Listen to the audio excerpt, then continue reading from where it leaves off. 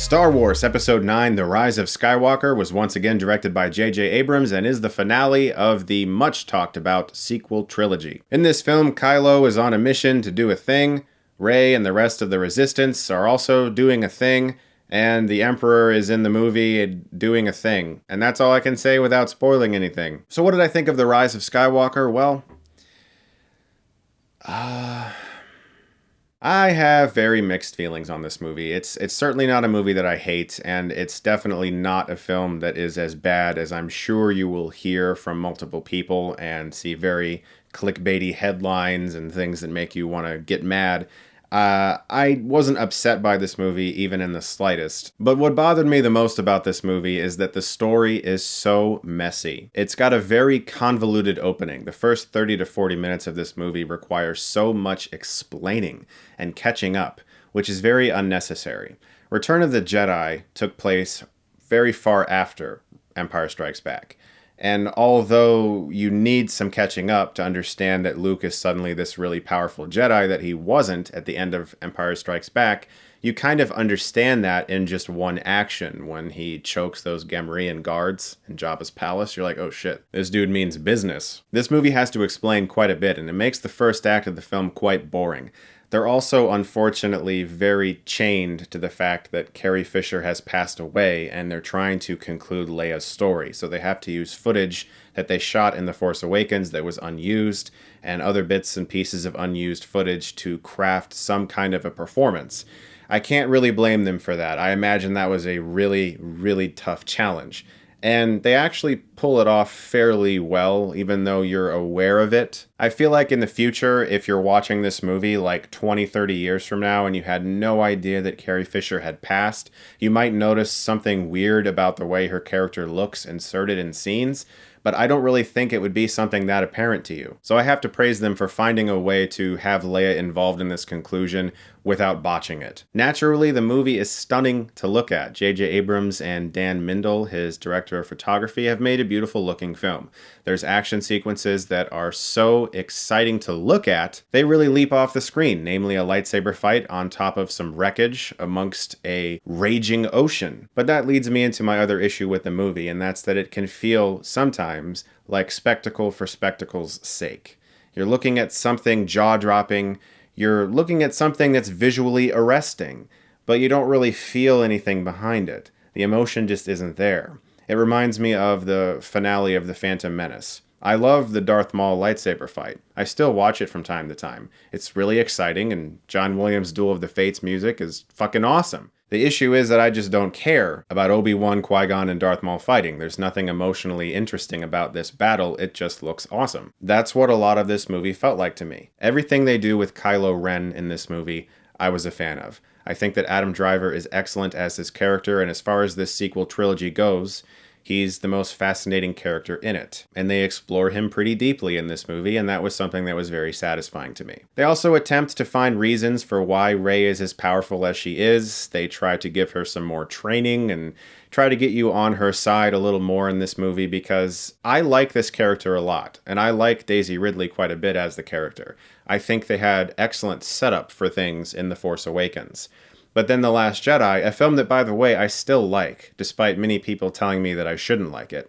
I just don't like 30 minutes of that movie, the Canto Bight stuff. I've come to hate the Canto Bight stuff even more than I did the first time I watched it. Every time I rewatch The Last Jedi, I skip all of the Canto Bight stuff, and I feel the movie improves significantly. But like I said, The Force Awakens was set up. It was intriguing for this trilogy. Then Rian Johnson came in and said, I don't like the way you set it up. I'm going to set it up this way. So we almost had 2 films of setup, and now we have a third film that's trying to figure out how to make a conclusion, even though we've had 2 setups. That's how I view this trilogy. And with this movie, looking back on the other 2, it's painfully obvious that they didn't have a roadmap, and they should have. Still, with Star Wars movies, it's difficult to talk about them when they're brand new, because these movies always end up with legacies. In between 1999 and I would say, 2012, 2013, everyone I spoke to hated the prequels. Everyone. George Lucas was trashed by fans and he sold his property. Today, people seem to respect them a lot more. Maybe that's because generations that watched the prequels when they were kids are now older and it's more meaningful to them. I don't know. All I know is that the legacy of Star Wars changes over time. People are always looking for something to blame about why Star Wars isn't exactly like it was for them when they were kids. Whether that's Disney, Kathleen Kennedy, J.J. Abrams, George Lucas, Rian Johnson. People are always looking for something to lay the blame on for why Star Wars doesn't feel the same to them anymore. We need to stop looking for people to blame. You can make a bad movie, you can make a good movie. It happens. Filmmakers make mistakes. Sometimes Star Wars is not going to be great. Sometimes it's just going to be bad. It's so popular, there's going to be more, and we have to just come to terms with that. We need to stop looking for people or corporations to blame for why something isn't the same way that it was for us when we were younger, because it's never going to be that way, because we had a different worldview then. We looked at entertainment in a much more hopeful way. I'm going to get off my soapbox now, but generally speaking, my point is that people's opinions change on Star Wars rapidly as time goes on. I mean, George Lucas was trashed so heavily by fans that he just sold his property and was like, okay, clearly you guys don't give a fuck about my vision, bye. And I can't even blame him. Now people wish that they knew what he wanted to do with the sequel trilogy. That's got to be very weird for him. I don't really consider this a spoiler because he's in the trailers, he's on the poster, and they announced it months ago, but the Emperor being involved in this movie didn't always work for me. It felt sort of like Abrams had set up Snoke, and then Johnson was like, yeah, fuck Snoke. And now Abrams is like, oh shit, the Emperor's back. I don't fucking know what else to do, god damn it. So his inclusion in this movie feels a bit like a stretch. There are things that hardcore fans won't like. There are things that hardcore fans will like. I can't even predict what the Star Wars fan base wants anymore. It's rather pointless for me to even try. There's character stuff here that I think is handled really well. Action sequences that are fun. But as a story, it's very convoluted and extremely messy. As a conclusion to a trilogy, it feels even more messy when you look back at the 3 films and you see that they just don't really fill a cohesive whole. I'm not going to grade this movie yet. I'm going to watch it again this weekend with some friends, and then I'll do a spoiler review this weekend and I'll give it a grade then. I'm just feeling very mixed on it, and I want to see it again. It's disappointing. It is not as good as I wanted it to be at all, and I would like to see the film one more time to develop some deeper thoughts on the movie, and I'll bring that review to you guys this weekend.